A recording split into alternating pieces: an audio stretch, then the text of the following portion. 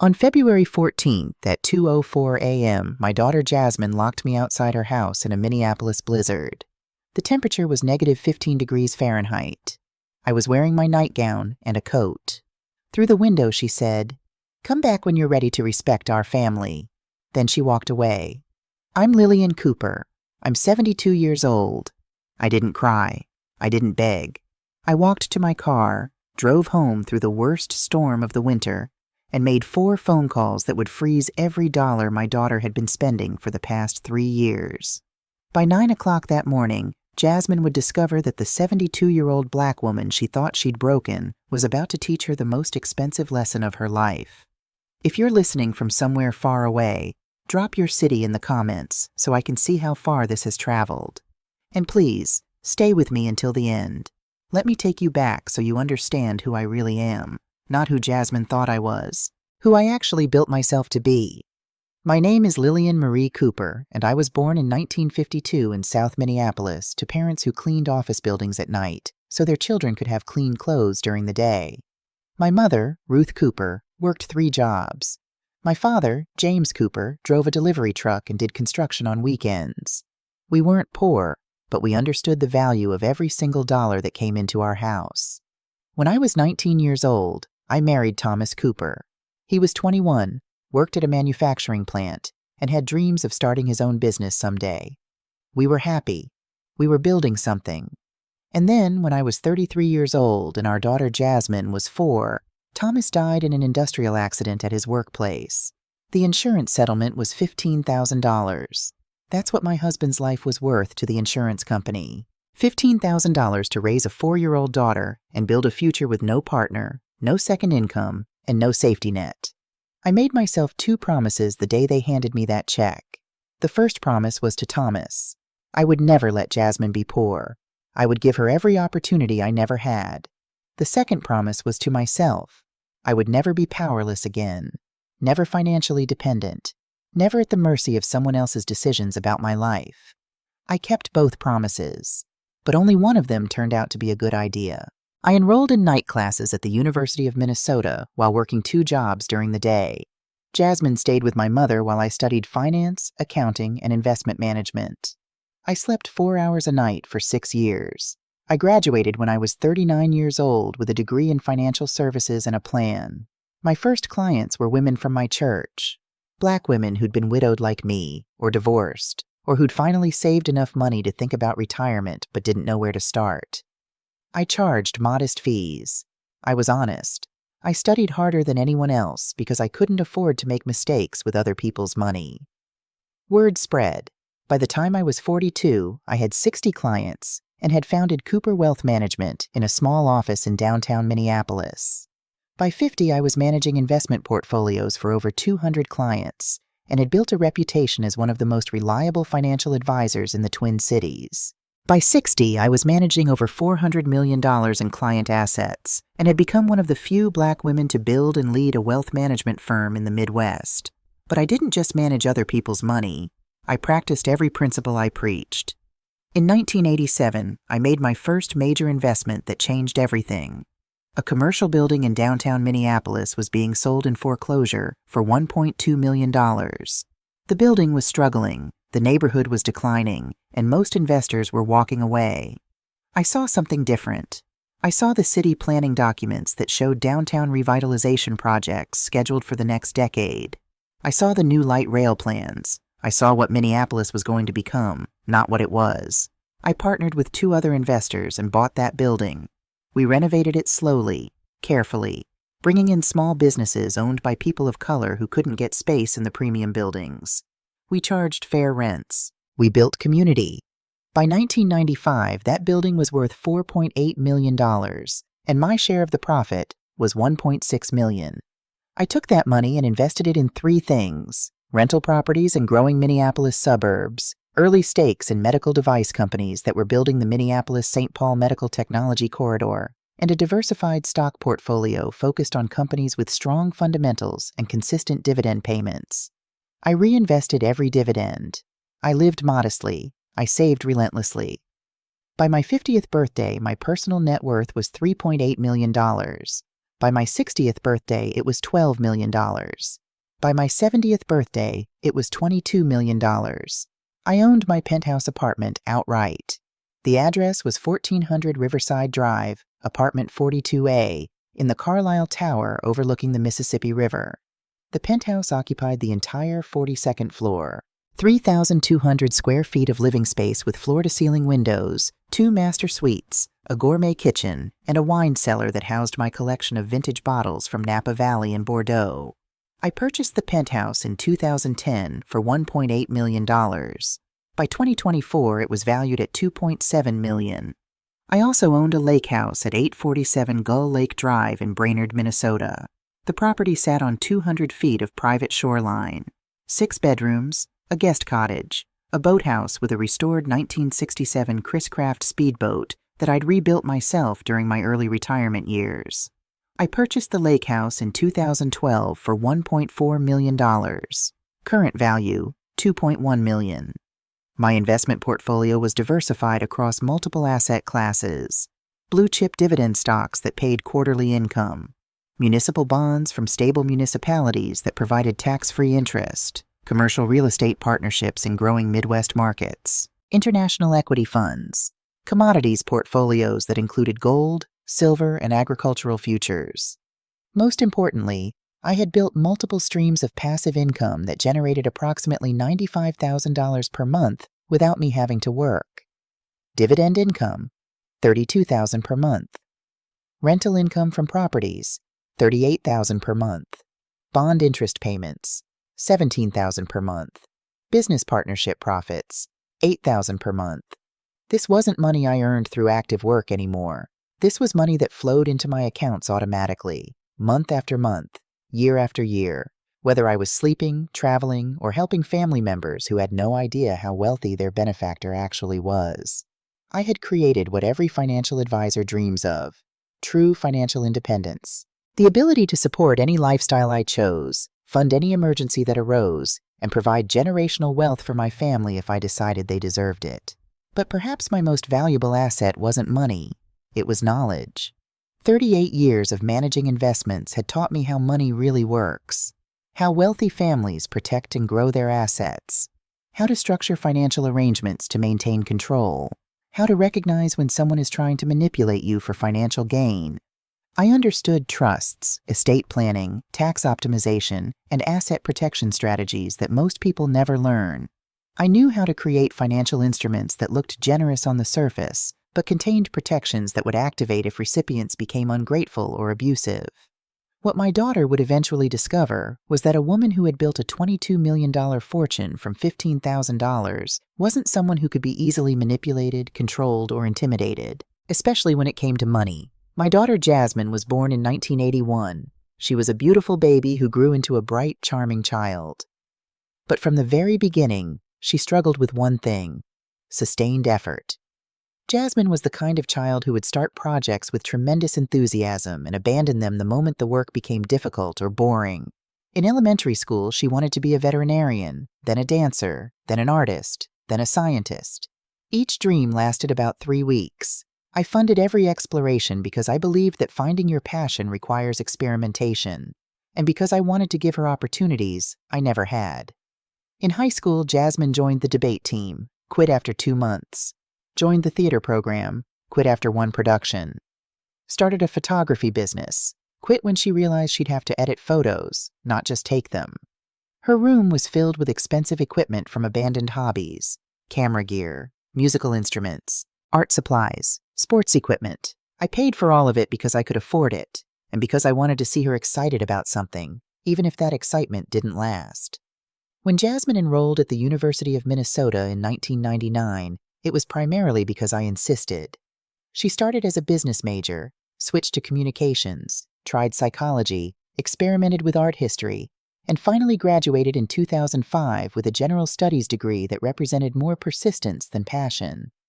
After graduation, she moved back home and spent 3 years figuring out her path while working a series of entry-level jobs that she would abandon whenever the work became routine or demanding. Marketing assistant at a tech startup, quit after 4 months because the culture was toxic and they didn't value creativity. Sales associate at a boutique, Quit after 6 months because retail doesn't allow for personal growth. Administrative coordinator at a law firm. Quit after 3 months because legal work is too rigid for creative personalities. Each job loss was explained by circumstances beyond her control. Bad management, toxic coworkers, limited growth opportunities. I supported her through these transitions because I believed she was simply a late bloomer who needed time to find her niche.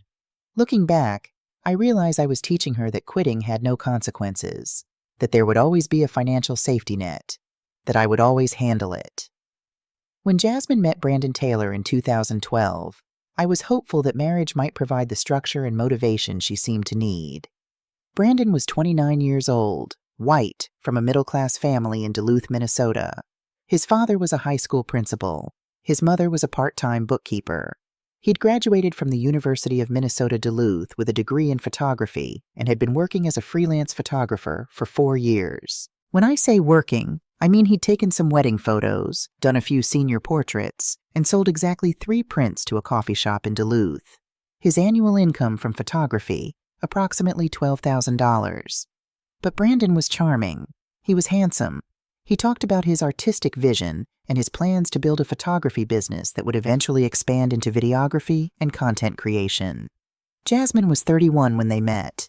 She'd been working as a marketing coordinator for a mid-sized company, earning $58,000 per year. It was the longest she'd held any job, 2 years, and I was proud of her stability.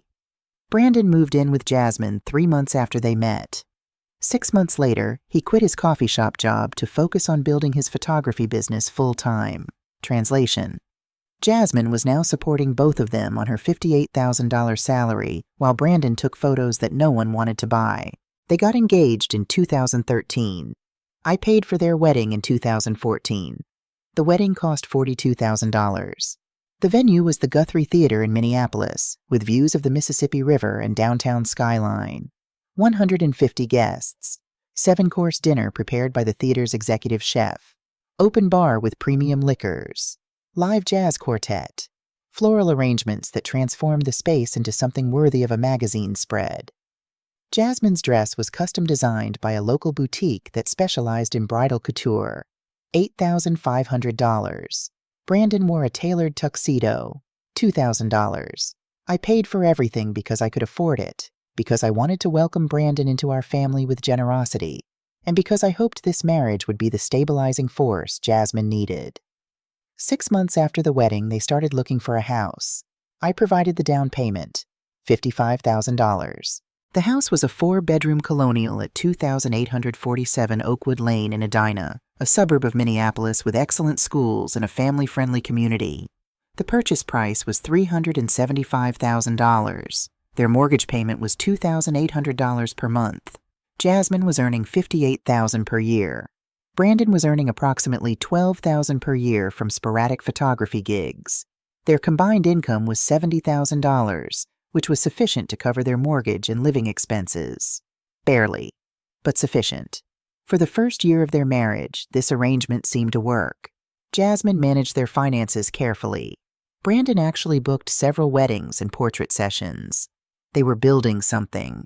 I thought I was witnessing my daughter's successful transition into responsible adulthood. What I was actually witnessing was the calm before a storm of escalating demands that would transform my generous support into systematic exploitation. Kennedy Elizabeth Taylor and Cameron James Taylor were born on September 8, 2016. Jasmine was 35 years old. The twins were healthy, beautiful babies who brought tremendous joy to our family. Kennedy was born first, 15 minutes ahead of Cameron. From the beginning, she was alert, curious, observant. Cameron was more relaxed, content, watchful. The day they were born, I opened college savings accounts for each child with initial deposits of $30,000 each. I'd watched too many families struggle with college costs. My grandchildren would not face those financial pressures. Their educational opportunities would be limited only by their abilities and interests, not by their parents' resources. When the twins were born, Jasmine decided to reduce her work schedule to part-time. She wanted to focus on motherhood during those crucial early years. I understood completely. Having twins is exhausting under the best circumstances. The reduction in Jasmine's income from $58,000 annually to approximately $32,000 for part-time work created financial pressure on their household. Their mortgage alone was $33,600 per year. Brandon was still pursuing his photography career. His annual income, approximately $15,000. Their combined income, $47,000. Their mortgage, $33,600. That left $13,400 for utilities, insurance, food, clothing, transportation, healthcare, and all other expenses for a family of 4. It was impossible, so I helped. I contributed approximately $18,000 during the twins' first year to cover daycare costs, medical expenses not covered by insurance, additional clothing and equipment, and the general increase in household costs that comes with expanding from 2 people to 4. I considered it money well spent to ensure Kennedy and Cameron had everything they needed and that Jasmine could focus on motherhood without financial stress. During their toddler years, I continued to be actively involved and financially supportive. When they outgrew their cribs and needed toddler beds, I purchased beautiful matching bedroom sets, $4,200. When they needed car seats, strollers, high chairs, and the endless array of equipment that toddlers require, I provided those items as gifts, approximately $6,000 total. When Kennedy showed early interest in music, I bought a small piano and arranged for beginner lessons, $3,200 for the piano, $1,800 annually for lessons. When Cameron demonstrated mechanical aptitude with building blocks, I provided increasingly sophisticated construction sets and educational toys, approximately $2,500 over 2 years. I loved watching them discover their individual personalities, and I was grateful to have the resources to support their development in ways their parents might not have been able to afford independently. What I didn't recognize at the time was that my generous support was gradually training Jasmine and Brandon to expect external funding for any expense that exceeded their basic budget.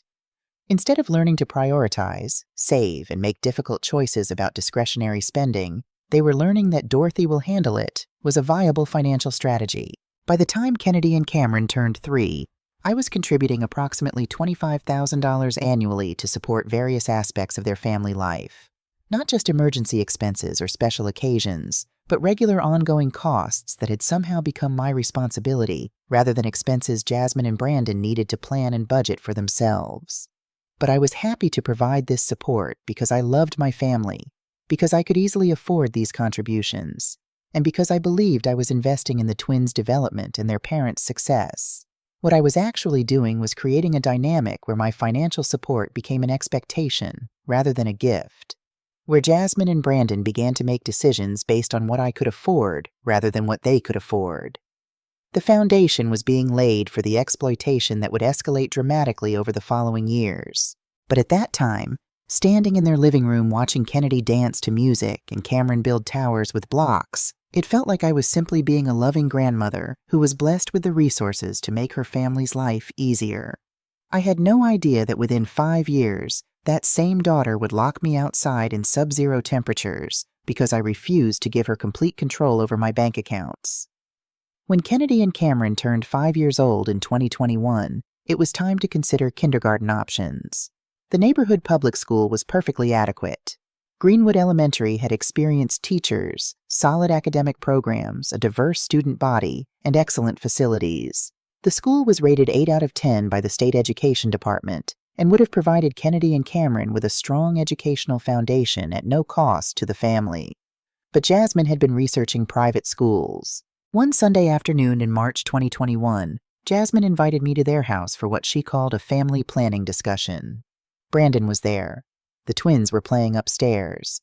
The dining room table was set with printed brochures, spreadsheets, and a laptop open to a PowerPoint presentation. I should have seen the warning signs then.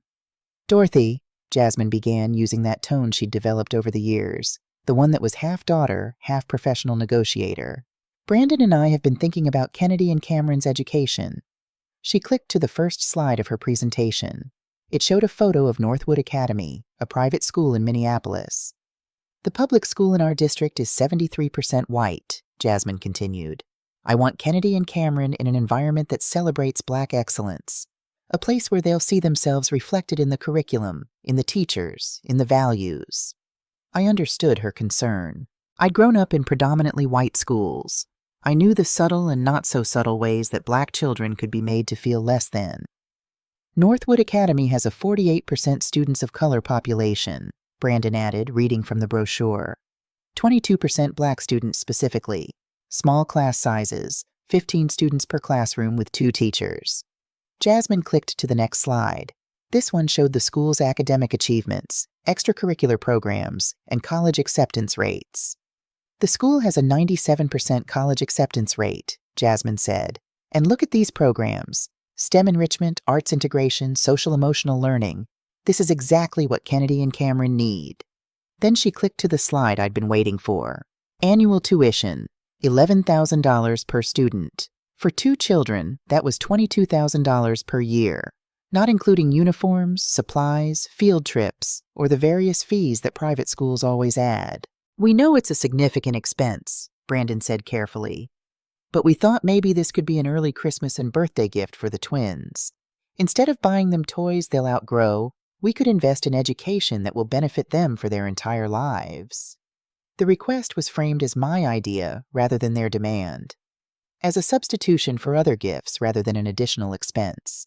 They had calculated exactly how to make the request seem reasonable while avoiding any acknowledgement that they were asking me to fund a $22,000 annual commitment for the next 13 years. I sat there looking at their presentation, their earnest faces, their careful planning, and I thought about my own childhood, about the schools I'd attended, about the doors that had been closed to me because I didn't have connections or wealth or access. I thought about Thomas and the promise I'd made to give Jasmine every opportunity I never had. "I'll pay for Northwood Academy," I said. Jasmine's face lit up. "Dorothy, thank you so much. This means everything to us. The twins are going to have such amazing opportunities." What I didn't say was that I'd just committed to a minimum of $286,000 over 13 years, assuming tuition never increased, which it would. What I didn't realize was that this decision established a precedent. My financial support would be available for any expense that Jasmine and Brandon deemed beneficial for their family, regardless of whether they could afford those expenses themselves. The private school tuition became the first major recurring expense that I was expected to handle without ongoing discussion or annual reconsideration. It was simply understood that Dorothy would pay for Northwood Academy, and that this expense would continue indefinitely. In 2022, 2 years after the twins started at Northwood Academy, Brandon decided that photography wasn't fulfilling his entrepreneurial potential, his new vision, videography, and content creation. We were having coffee at their house one Saturday morning in June. Jasmine was upstairs with the twins. Brandon had asked if he could talk to me privately about something important. "Dorothy, I've been thinking about this for months," Brandon began. "Photography is steady, but it's never going to provide the kind of income that allows Jasmine to stay home full-time with the kids or gives us the flexibility to really build wealth for our family's future." "How much are you earning from photography now?" I asked.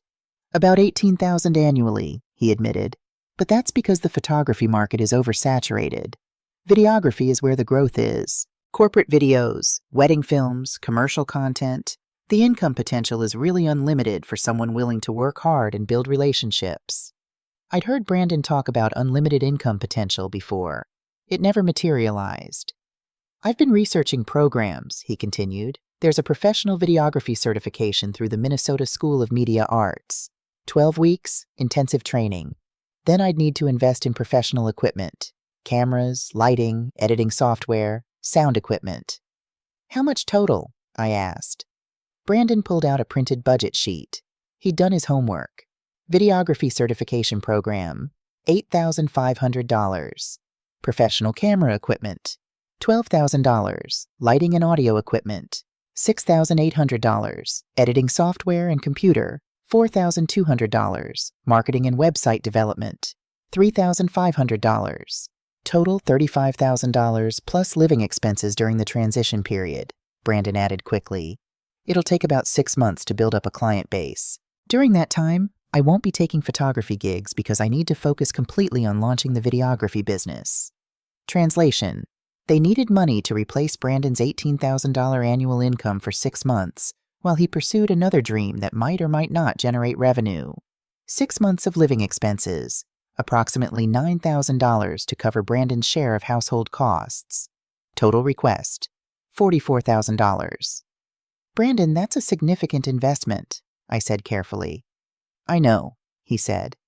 But Dorothy, this is really an investment in our family's future earning potential. Once I'm established, I'll be earning $60,000 to $80,000 annually, maybe more.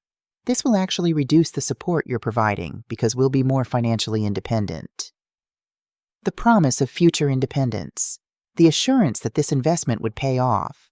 I'd heard these promises before, but I wanted to believe in Brandon. I wanted to believe that he genuinely wanted to build something, not just avoid the reality of getting a stable job. I'll think about it, I said. 3 days later, Jasmine called me. Dorothy, Brandon told me about your conversation, she said.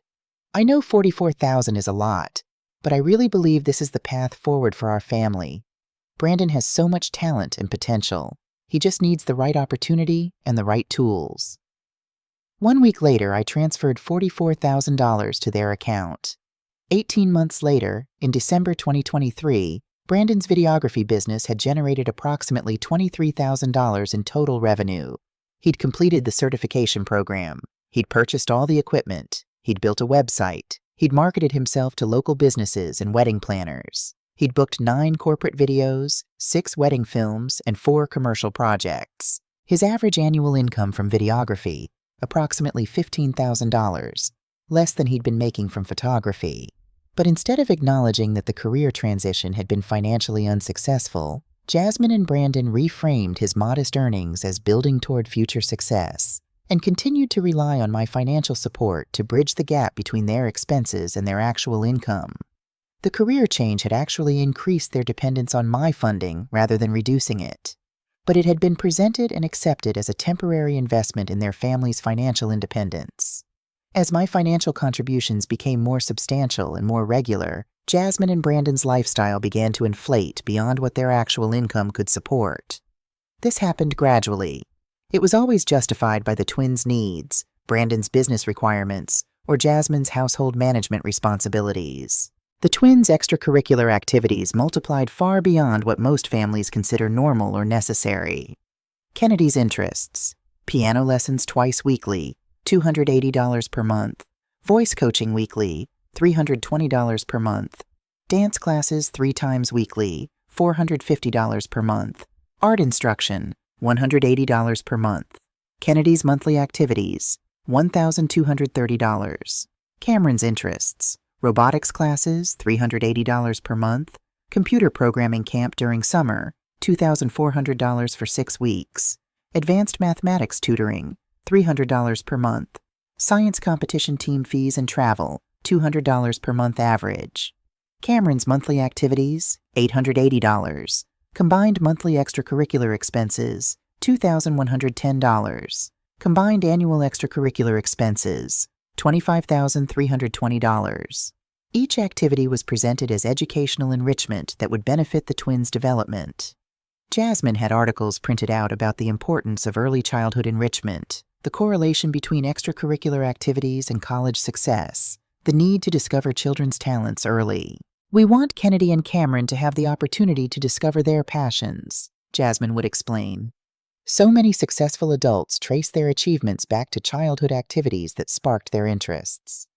Family vacations became annual expectations rather than special treats. Summer 2021, when the twins were 5, Disney World. Flights, hotel, park tickets, meals, souvenirs, $8,200.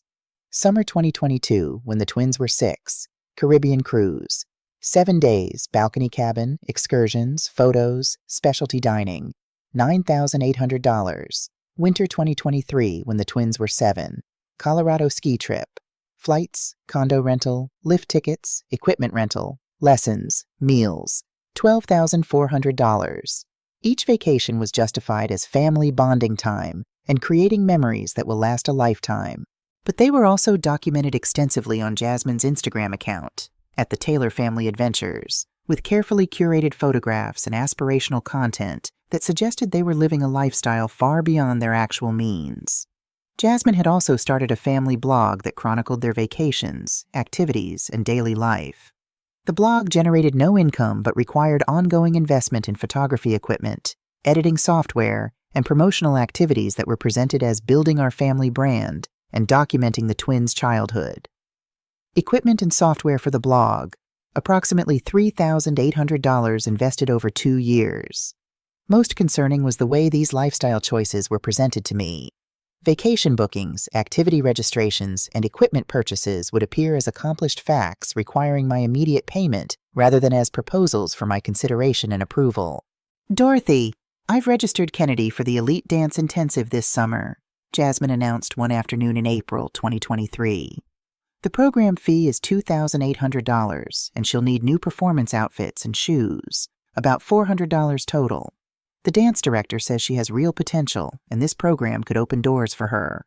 Not 'May I register Kennedy?' Not 'What do you think about this program?' Just 'I've registered,' followed by the invoice total. "Dorothy, I've put a deposit down on the Colorado ski condo for next winter," Brandon informed me in June 2023. "The rates go up after July 1st, so I wanted to secure our dates early. The total cost will be about $11,000, but it's going to be such an amazing experience for the kids." The deposit was already paid. The dates were already reserved. I wasn't being consulted. I was being invoiced. These announcements were structured to make refusal seem cruel or unreasonable. How could I deny Kennedy her dance potential? How could I disappoint the twins by canceling their ski vacation? How could I prioritize money over family experiences and children's opportunities? By the summer of 2023, I was contributing approximately $73,000 annually to support Jasmine and Brandon's lifestyle. Annual expenses I was covering: Northwood Academy tuition, both twins, $22,000, mortgage assistance, $12,000, extracurricular activities, $25,320, annual family vacation, $10,000, various other expenses, clothing, equipment, household emergencies, $3,680, total $73,000 per year. Jasmine's income from part-time marketing work, $32,000.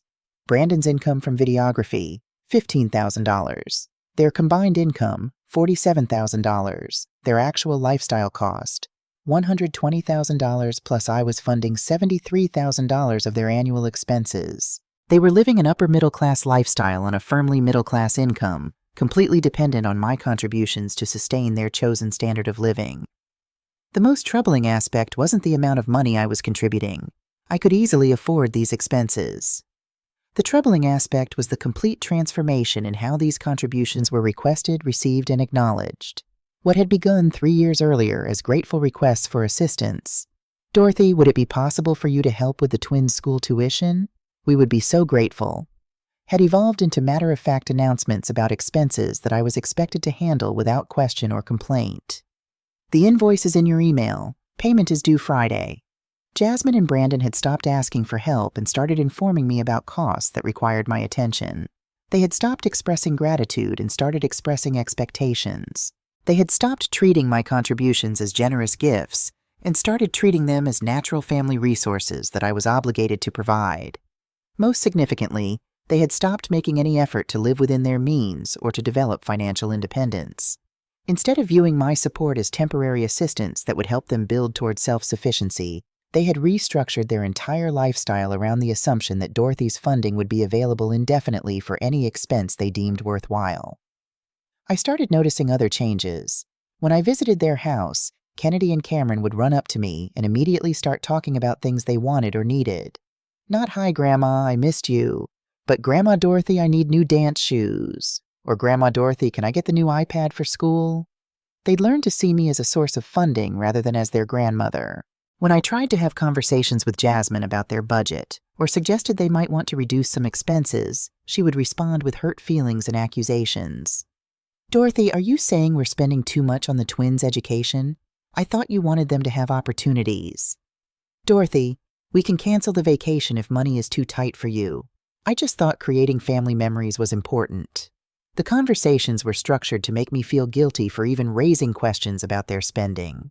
My longtime friend Patricia Washington noticed the changes before I did. Patricia and I had been friends for over 30 years. She was 70 years old, a retired school teacher, and one of the wisest women I knew. One afternoon in August 2023, Patricia and I were having lunch at a cafe in downtown Minneapolis. "Lillian," she said carefully, "I need to say something that you might not want to hear." "What is it?" "Your daughter is taking advantage of you." I felt my defenses rise immediately. "Patricia, Jasmine is just going through a challenging financial period. The twins are expensive. Brandon's building his business." "Lillian, stop." Patricia's voice was gentle but firm. "Brandon has been building his business for how many years now? And every year his income is the same or less, and you're covering more and more of their expenses." "They need help," I said. "They need to grow up," Patricia replied. "And you're preventing that by making it too comfortable for them to stay dependent." "I promised Thomas I would take care of Jasmine. Taking care of someone doesn't mean funding a lifestyle they can't afford. It doesn't mean letting them treat you like an ATM machine." I looked down at my coffee. "I can afford it, Patricia." "That's not the point. The point is they're treating your generosity like an obligation. When was the last time Jasmine thanked you for anything? When was the last time she asked instead of announced? When was the last time those grandchildren wanted to spend time with you that didn't involve you buying them something?" I didn't answer because I couldn't. "Lillian, you're one of the smartest women I know when it comes to money. You built an empire. You don't make foolish financial decisions in your business. So why are you making them in your family?" "Because they're my family," I said quietly. "Then treat them like family. Family doesn't exploit each other. Family doesn't take advantage. What Jasmine and Brandon are doing, this isn't love. This is exploitation." I went home that afternoon and sat in my penthouse looking out at the Mississippi River, thinking about Patricia's words. Was she right? Was I being taken advantage of? Or was I just being a good mother and grandmother who had the resources to help her family? I didn't have an answer yet, but I was about to get one. In January 2024, my penthouse building scheduled heating system repairs that would take 4 to 5 days to complete. The management company recommended that residents make alternative accommodations during the repairs, especially given the January temperatures in Minneapolis. Jasmine insisted I stay with them. "Dorothy, it's dangerous for you to be alone without heat," she said on the phone. "Come stay with us. We have plenty of room. It'll be fun. The twins will love having you here." I agreed because it seemed reasonable and because I wanted to spend time with Kennedy and Cameron. I arrived at their house on February 12, 2024, with a small suitcase packed for 5 days. What I didn't realize was that this temporary arrangement was actually a test to see how much control they could exert over my life when I was living under their roof and dependent on their hospitality. A test that would end with me locked outside in sub-zero temperatures because I refused to sign away control of my bank accounts. But I'm getting ahead of myself. Let me tell you what happened during those 3 days before everything shattered. Day 1 at Jasmine's house started normally enough. I arrived Tuesday evening, February 12, 2024. The twins were excited to see me. Kennedy showed me a new dance routine she'd been practicing. Cameron demonstrated a robot he'd built in his programming class. We had dinner together, chicken parmesan that Jasmine had made, and watched a movie before the children went to bed.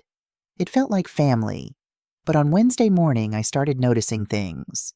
I came downstairs around 8 o'clock to find Jasmine going through a stack of mail that had been delivered to my penthouse and forwarded to their address per my request. "Just sorting this for you, Dorothy," she said with a smile, making sure nothing important gets missed.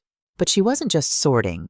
She was opening envelopes, reading financial statements, looking at bank account summaries. "Jasmine, those are my private financial documents." "I know, but I thought I could help organize them. You have so many accounts to keep track of. It must be overwhelming." "I've been managing my own finances for 40 years. I think I can handle my mail." "Of course," she said, but she didn't stop reading the statement in her hand. Her eyes were scanning the numbers, the account balances, the investment summaries.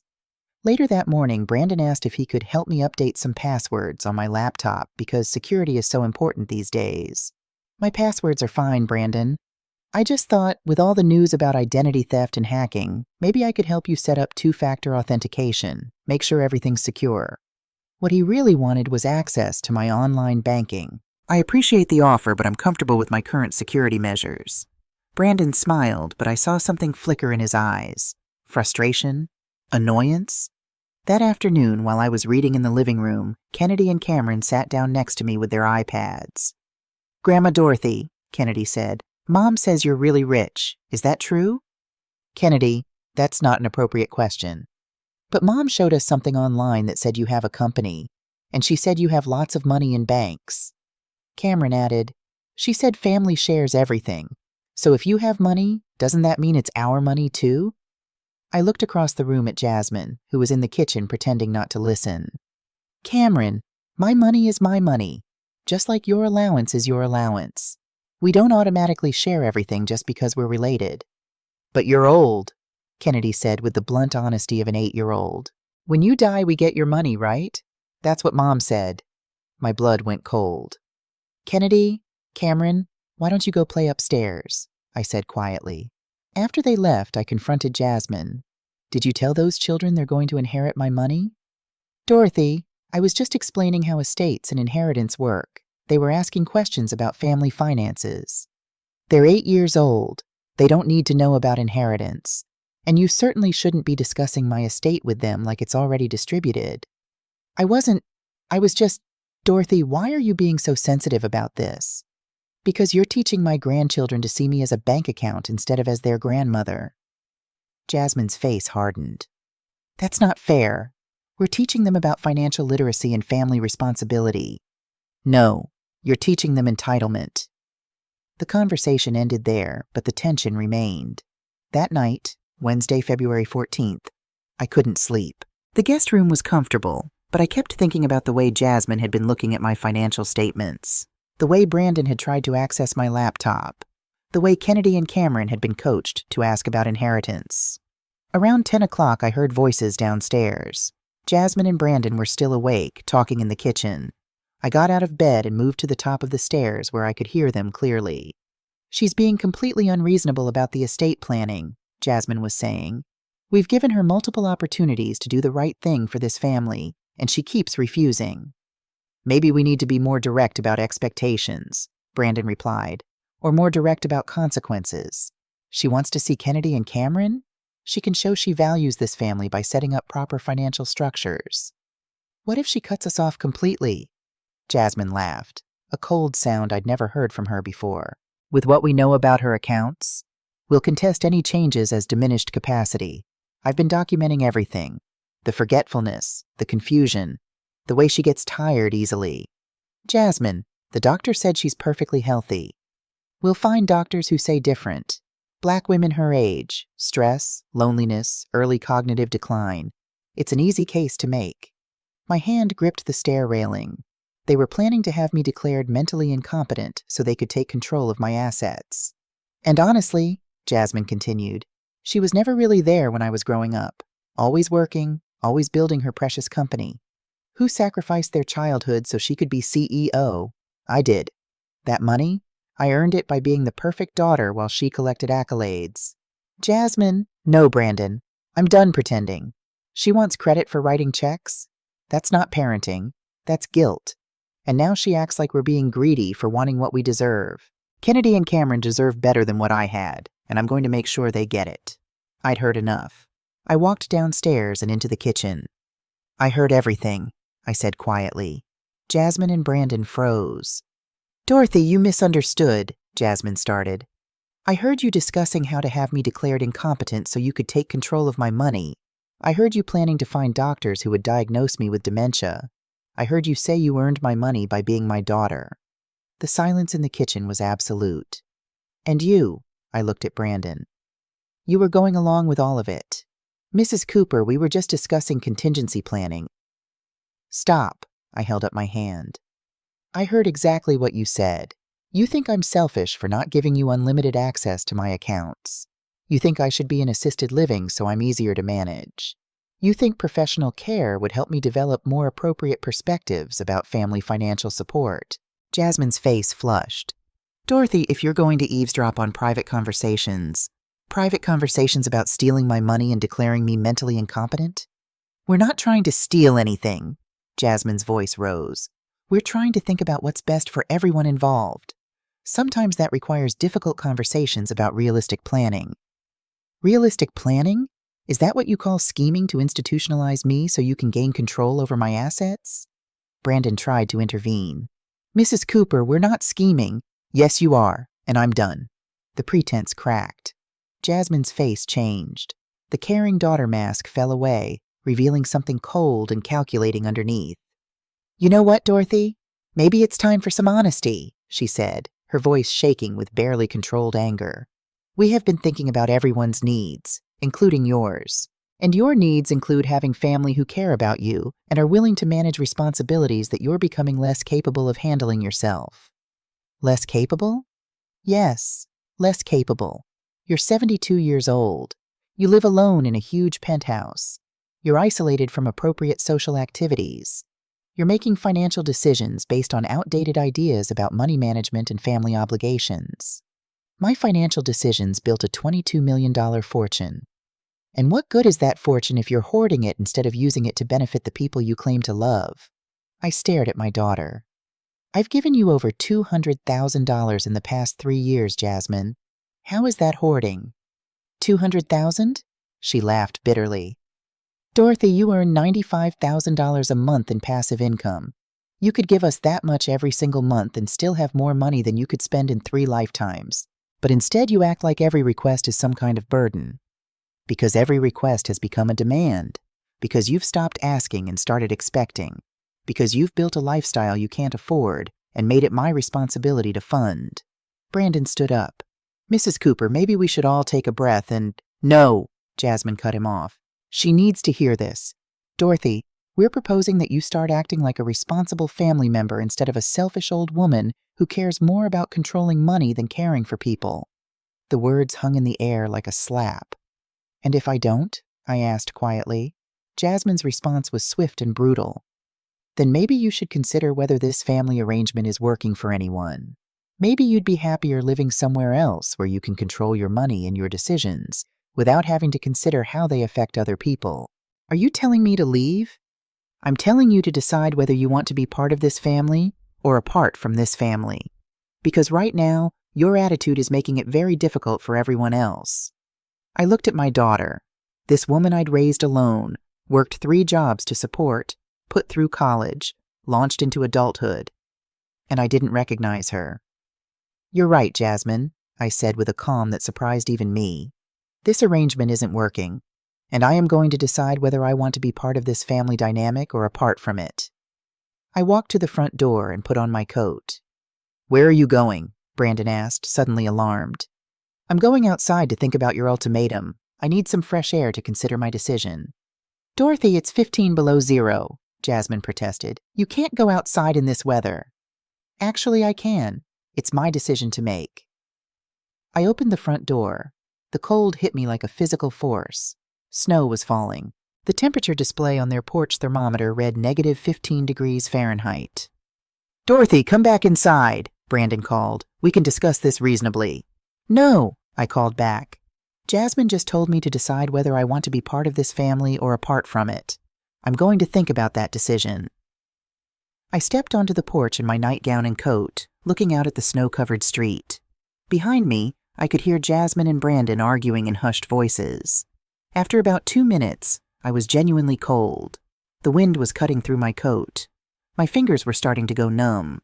I decided to go back inside and continue the conversation in the morning when everyone had calmed down. I tried the door handle. It was locked. Jasmine, the door is locked, I called out. No response. I knocked. Brandon, the door is locked. I could see them through the front window, standing in the hallway, looking at me. But neither of them moved toward the door. I knocked harder. Let me in. It's freezing out here. Jasmine appeared at the window. Through the glass, she said clearly, Come back when you're ready to respect our family. Then she walked away from the door. I stood there in shock as the reality sank in. My daughter had just locked me outside her house in sub-zero temperatures because I refused to give her control over my bank accounts. She was willing to risk my life, my actual physical life, to make a point about her control over my money and resources. The snow was falling harder. My hands were going numb. I could feel the cold penetrating my coat, my nightgown, working its way into my bones. In that moment, standing on that frozen porch at 2 o'clock in the morning, everything became crystal clear. This wasn't about family. This wasn't about love. This wasn't even about need. This was about control, about exploitation, about a daughter who had convinced herself that her mother's success was actually her own deferred inheritance. I had two choices: stand here and freeze to prove a point, or survive and teach Jasmine the most expensive lesson of her life. I chose survival. I walked carefully down the icy steps to my car in their driveway. My fingers were so numb I could barely grip the key fob. I got the car started, turned the heat to maximum, and sat there for 5 minutes until I could feel my hands again. Then I drove home through the worst blizzard Minneapolis had seen in 5 years. It was the most dangerous drive of my life. But I was done being a victim. I arrived at my penthouse at 2:47 a.m. on February 15th, 2024. My fingers had first-degree frostbite. My core body temperature was dangerously low, but my mind was crystal clear. I made 4 phone calls. 3:15 a.m. Call number 1, Patricia, Washington. Patricia, I need you and your daughter Nicole to come to my apartment right now. I need witnesses and medical documentation. Lillian, what happened? My daughter locked me outside in sub-zero weather because I wouldn't give her power of attorney over my accounts. We're on our way. Patricia arrived with her daughter Nicole at 3:52 a.m. Nicole Washington was a nurse practitioner who had known me for 20 years. She photographed my frostbite injuries, documented my body temperature, took detailed notes about the circumstances. Mrs. Cooper, you could have died out there, Nicole said quietly. Exposure to -15 degrees for extended periods can cause serious injury or death. I know. I need you to document everything. My physical condition, my mental clarity, the timeline of events, all of it. Patricia held my hand while Nicole worked. Lillian, what are you planning to do? I'm planning to show Jasmine what happens when you threaten someone who has actual power. 4:23 a.m. Call number 2, James Morrison. Attorney James Morrison had been my attorney for 18 years. I woke him up. James, I need emergency legal action to protect myself from financial elder abuse. I need it implemented before business hours this morning. Lillian, what's happened? I explained everything. The gradual exploitation, the overheard conversation, the lockout. Lillian, what you're describing constitutes elder abuse, financial exploitation, and potentially criminal endangerment. We need to file charges. I want civil protection, restraining orders, and I want every account they have access to frozen immediately. That will create immediate hardship for their family. James, they locked me outside in life-threatening weather because I refused to give them control over my money. Their children's comfort is no longer my primary concern. Understood. I'll start drafting emergency orders immediately. 5:18 a.m. Call number 3. Robert Williams, financial advisor. Robert Williams had been my financial advisor for 22 years. He'd helped me build my wealth from $3 million to $22 million. Robert, I need emergency freezes on all accounts that have secondary access authorizations for Jasmine Taylor and Brandon Taylor. Every card, every account, every automatic payment. I want all of it stopped immediately. Lillian, that includes their mortgage payments, utility bills, credit cards, especially those. They just locked me outside in a blizzard because I wouldn't give them more control over my money. They're about to learn what happens when they lose the control they already have. Lillian, are you absolutely certain about this? More certain than I've ever been about anything. I'll execute the freezes as soon as the markets open at 9 a.m. 6:02 a.m. Call number 4. Dr. Helen Martinez. Personal physician Dr. Martinez had been my doctor for 15 years. Dr. Martinez, I need you to document my current mental and physical state. My daughter may challenge my competency. I need dated, notarized medical records showing I'm mentally sound. Lillian, your last cognitive assessment was perfect. You're sharper than most 50-year-olds. I need it in writing, today, notarized, with specific documentation that I'm capable of making my own financial and medical decisions. I'll have the documents ready by 10 a.m. Lillian, what's going on? I'm protecting myself from my own daughter.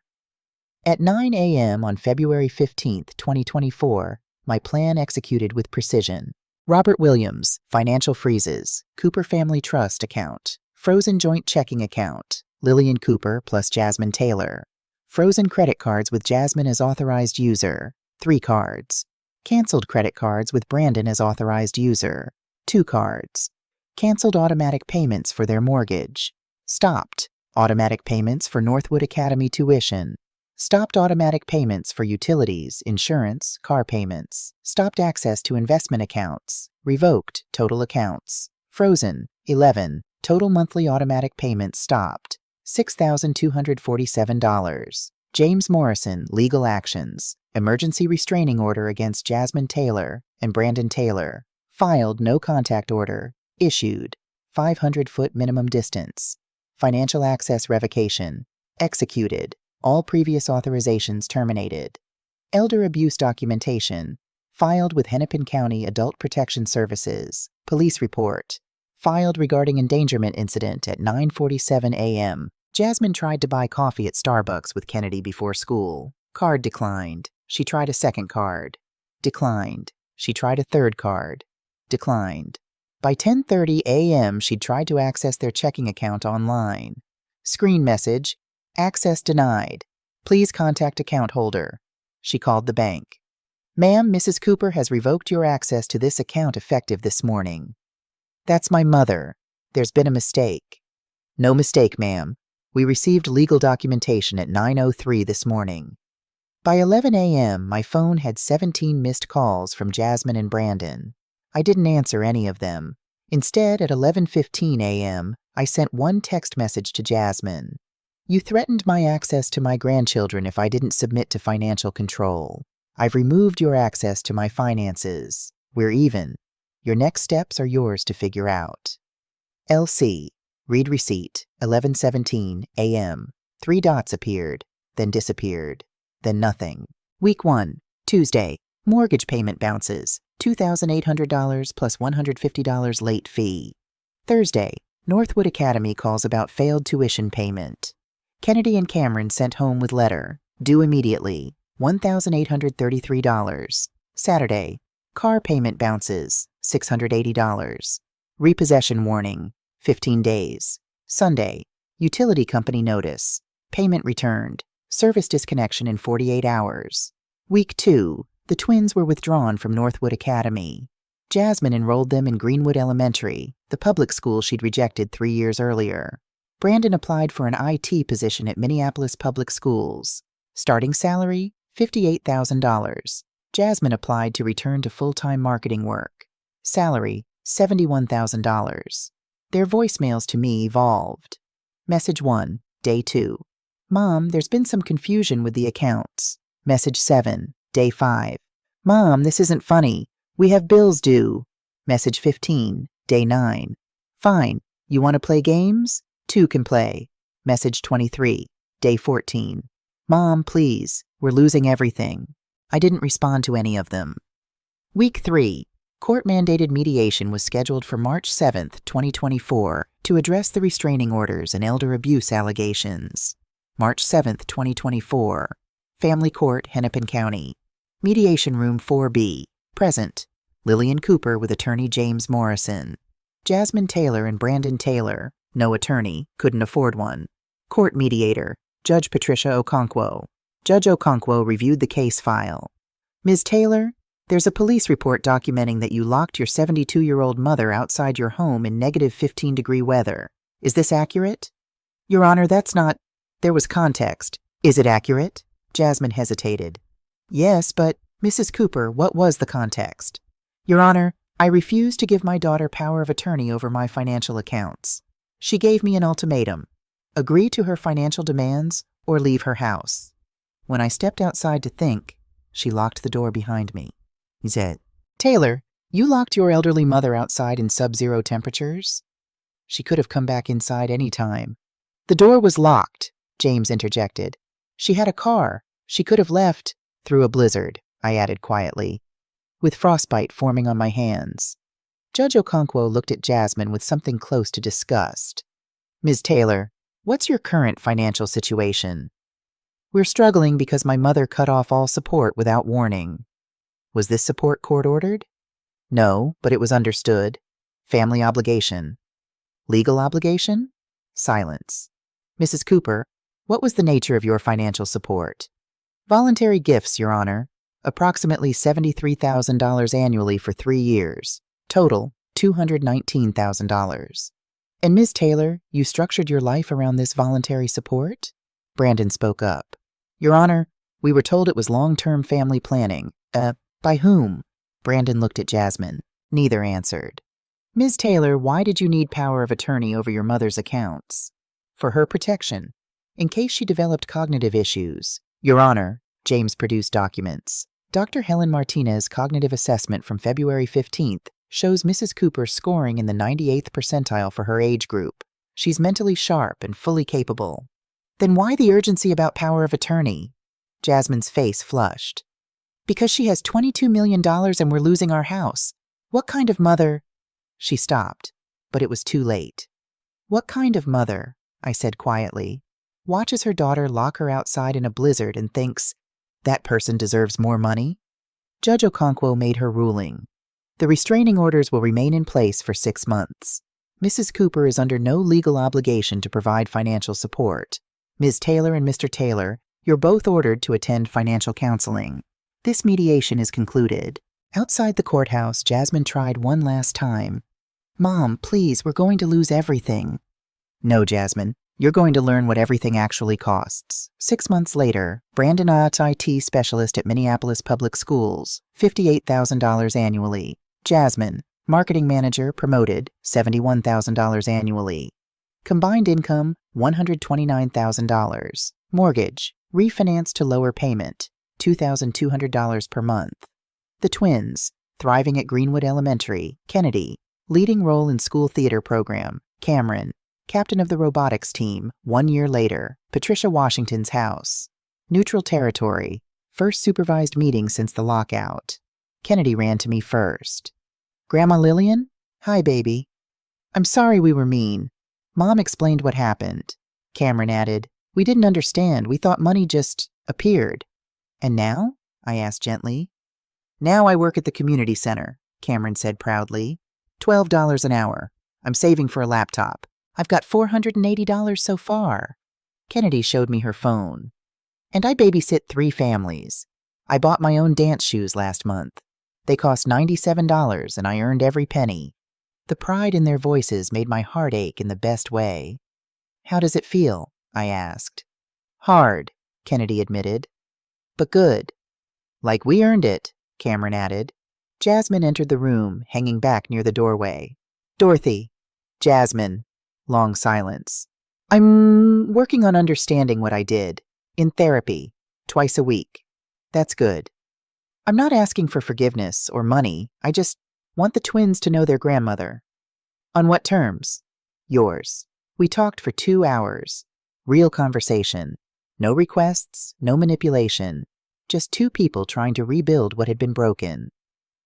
1 year and 3 months later, family dinner at my penthouse. First time since the incident.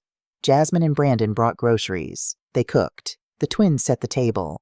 Kennedy and Cameron asked about my career, my investments, my life. Not about money, but about me. After dinner, I pulled Jasmine aside. I've updated my will. She tensed. Mom, I'm not... Listen. I handed her an envelope. She read, tears forming. Trust for Kennedy Cooper, Taylor. $500,000. Education only. Released at age 18. Trust for Cameron James Taylor. $500,000. Education only. Released at age 18. Inheritance for Jasmine Marie. Taylor, $2 million. Vested over 10 years. Inheritance for Brandon Michael. Taylor, $500,000. Vested over 10 years. Conditions. Annual family therapy attendance. Maintained financial independence. Continued healthy relationship. If conditions broken, funds redirect to Cooper Foundation for financial literacy education. Mom, this is too much. It's not a gift, Jasmine. It's earned.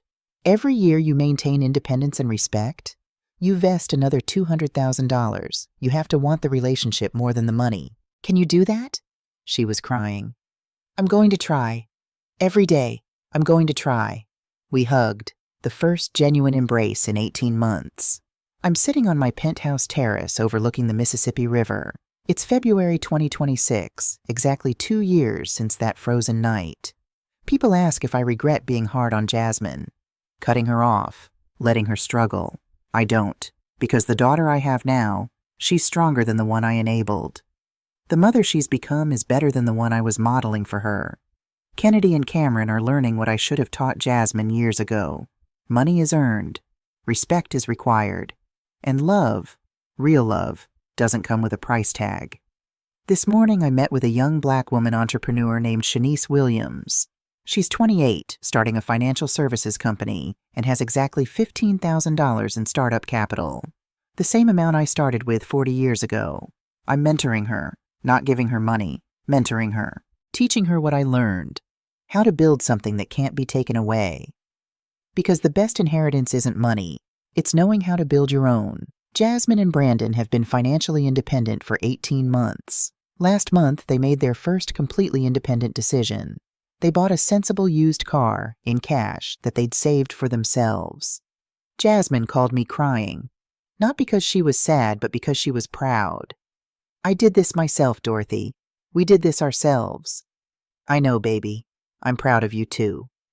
The twins come over every Sunday now, not because I'm paying for things, but because they want to spend time with their grandmother. They bring me drawings, stories, updates about school. Kennedy performed a monologue for me last week. Cameron showed me the app he's coding. I opened new college funds for them, separate from the trust, managed by me, that they won't know about until they're 16, because I want them to work hard not knowing there's a safety net. I want them to earn their own success first. Then, when they're mature enough to handle wealth responsibly, they'll discover what their great-grandmother built for them. I'm 74 years old now. I have more money than I could spend in 3 lifetimes. But the wealth I'm most proud of isn't in my accounts. It's in watching Kennedy work at the community center teaching dance to younger kids. It's in watching Cameron volunteer at the library helping seniors learn computers. It's in watching Jasmine and Brandon build a life based on what they earn, not what they expect. It's in knowing that sometimes the most loving thing you can do is let someone fall so they can learn to stand on their own. That frozen February night, standing on that porch at 2:04 a.m., I made a choice. Be a victim or be a victor. I chose victor. And 2 years later, my entire family is stronger because I refuse to be broken. Sometimes love looks like writing checks. Sometimes it looks like saying no. And sometimes it looks like freezing bank accounts at 9 a.m. on a Thursday morning and watching the people you love discover what they're actually capable of when the safety net disappears. The greatest victory wasn't the money I kept. It was the family I got back. I'm Lillian Marie Cooper. I'm 74 years old. I built a fortune. I lost my daughter. And then I got her back, better than before. And that, more than $22 million, is worth everything.